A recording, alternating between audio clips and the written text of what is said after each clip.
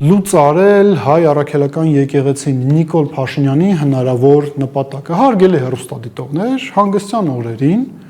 ադրբեջանցիները ոչ միայն շնորհավորում էին Նիկոլ Փաշինյանին իր 50-ամյակի կապակցությամբ, այլ նաև հիմա դուք ձեր էկրաններին կտեսնեք բազմաթիվ հրապարակումներ հայտնվեցին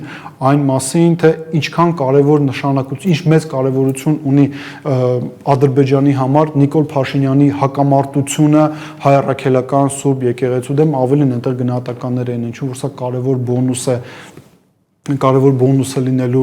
Ալիևի համար, Ադրբեջանի համար, եթե Նիկոլ Փաշինյանը կարողանա ի վերջո հասնի իր նպատակին եւ հաղթի եկեղեցուն։ Հարգելի հեռուստադիտողներ, եթե մենք փորձենք ադրբեջանական լրատվամիջոցներում, տելեգրամյան ալիքներում, հեռուստաալիքներում տեղ գտած գնահատականները ամփոփել, ապա գլոբալ առումով այդ գնահատականները ամփոփված են Ադրբեջանի հոգևոր առաջնորդ Փաշազադեի գնահատականներում, ով փաստացի հայ առաքելական եկեղեցին անվանել էր մի կառույց, որը վտանգ է ներկայացնում տարածաշրջանի համար, Հայաստանի Հանրապետության հարևանների համար։ Մենք նաև պետք է հասկանանք հետևյալը, լավ,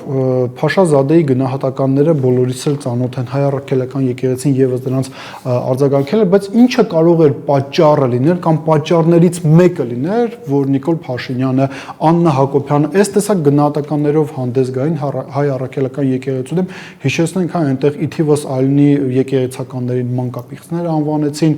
ասացին, որ ոմանք սեռական կապի մեջ են իրենց բարեկամների հետ եւ այլն եւ այդպես շարունակ, ինչը այս սա է իրականությունը, բայց հասկանանք ի վերջո ինչը կարող էր Նիկոլ Փաշինյանին դրդել այս տեսակ գնահատականներ տալ։ Հարգելի հեռուստադիտողներ, հերթական անգամ նշենք, որ հայ առաքելական եկեղեցին այն եզակի ինստիտուցիոնալ կառույցներից մեկը է, որը պայքարում է Արցախահայության, Արցախի ժողովրդի վերադարձի իրավունքի համար, եւ օրերս Շվեյցարիայում տեղի ունեցավ մի կոնֆերանս, մի գագաթաժողով, որը ոչ միայն կազմակերպված էր հայ առաքելական եկեղեցու կողմից, այլ նաև որին մասնակցում էր Գարեգին II մեր կաթողիկոսը, նա բավականին կոշտ գնահատականներ տվեց Ադրբեջանի գործողություններին, ասաց, որ Հայաստանին պարտադրվում է փաստացի խաղաղության պայմանագիր, ասված է անդրադարձավ արցախահայերի իրավունքին վերադառնալ իրենց պատմական հայրենիք, անդրադարձավ այն հարցին, թե ինչքան ռազմագերիներ մենք ունենք Ադրբեջանում, որ հայկական պատմամշակութային արժեքները ոչնչացվում են Ադրբեջանի կողմից օկուպացված Արցախի տարածքներում եւ տրամաբանությունը հուշում է, որ պատճառներից մեկը, ինչու Նիկոլ Փաշինյանը որոշեց արձագանքել այս ամենին, եղել է հենց այդ գագաթաժողովը։ Եկեք նաև անկեղծ լինենք, որ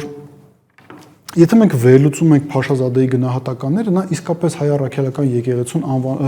մեղադրում է ռևանշիզմի մեջ, անվանում է նրան հիմնական հակառակորդներից մեկը, Ադրբեջանի հիմնական սպառնալիքներից մեկը Ադրբեջանի, բայց բոլորիս համար էլ ակնհայտ է, չէ, որ 1-2 օրում Նիկոլ Փաշինյանը չի կարող լուծարել հայ առաքելական եկեղեցին, առավել ևս հիշում եք 2018 թվականի իրողությունները, երբ որ այսպես կոչված իշխանափոխությունից հետո նաև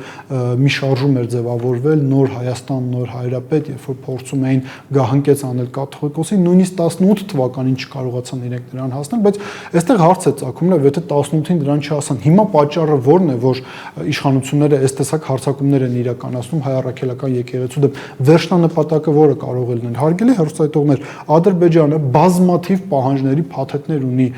հայկական պետականության նկատմամբ եւ այդ պահանջներից մեկը նաեւ սահմանադրական փոփոխություններն են, բայց երբ որ մենք վերլուծում ենք Փաշազադեի գնահատականը, մենք հասկանում ենք մի պարզ բան, որ ադրբեջանական վերնախավում, թե հոգեվոր, թե քաղաքական վերնախավում, իրենց մոտ կա մի այսպիսի ընկալում, որ կարծես թե իրենք Հայաստանի հայկական պետականության հարցը լուծել են, դրա համար իրենց անհրաժեշտ է ոչնչացնել եւս մի ել ավելի հարատև կառույց, այս պարագայում խոսքը վերաբերվում է հայ առաքելական եկեղեցուն եւ այդ ոչնչացման ճանապարհին շատ կարեւոր է սահմանադրական փոփոխությունների շրջանակներում վերացնել 18-րդ հոդվածը, որը ամրագրում է հայ առաքելական եկեղեցու բացառիկ դերը հայկական պետականության համար։ Եթե փորձենք տրամաբանել, իսկապես Նիկոլ Փաշինյանի գործողությունների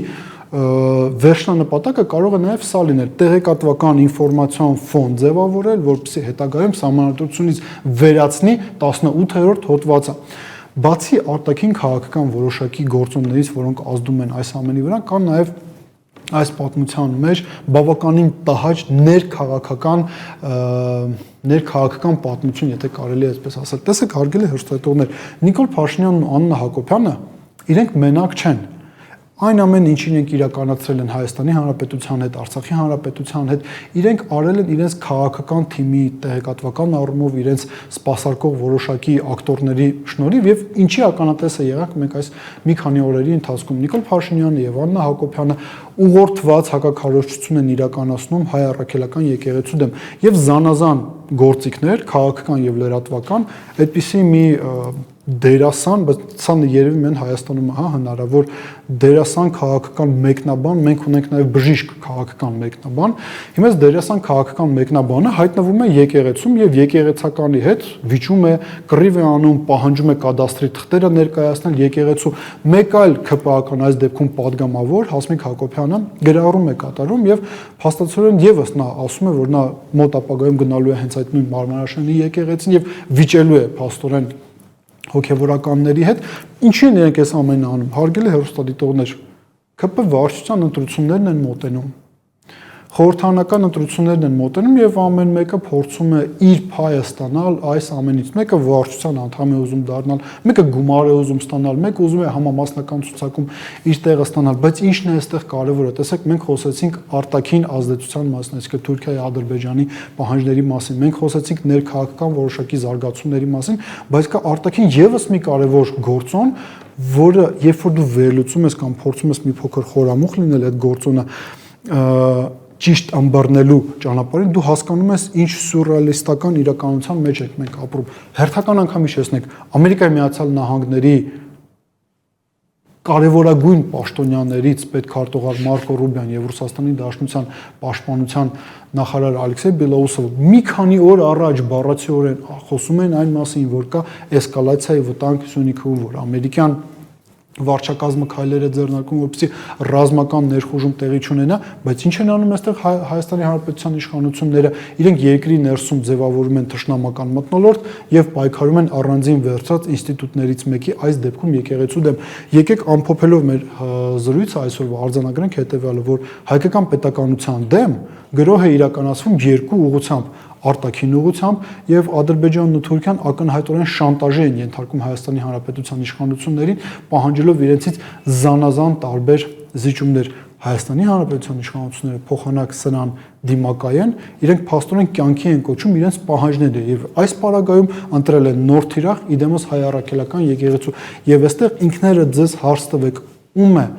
ձեռնտու, որ Նիկոլ Փաշինյանը եւ Աննա Հակոբյանը այս տեսակ բառապաշարով, այս տեսակ բառամթերքով հարձակումներ են իրականացնում հայ առաքելական եկեղեցու դեմ։ Մտածեք այդ մասին։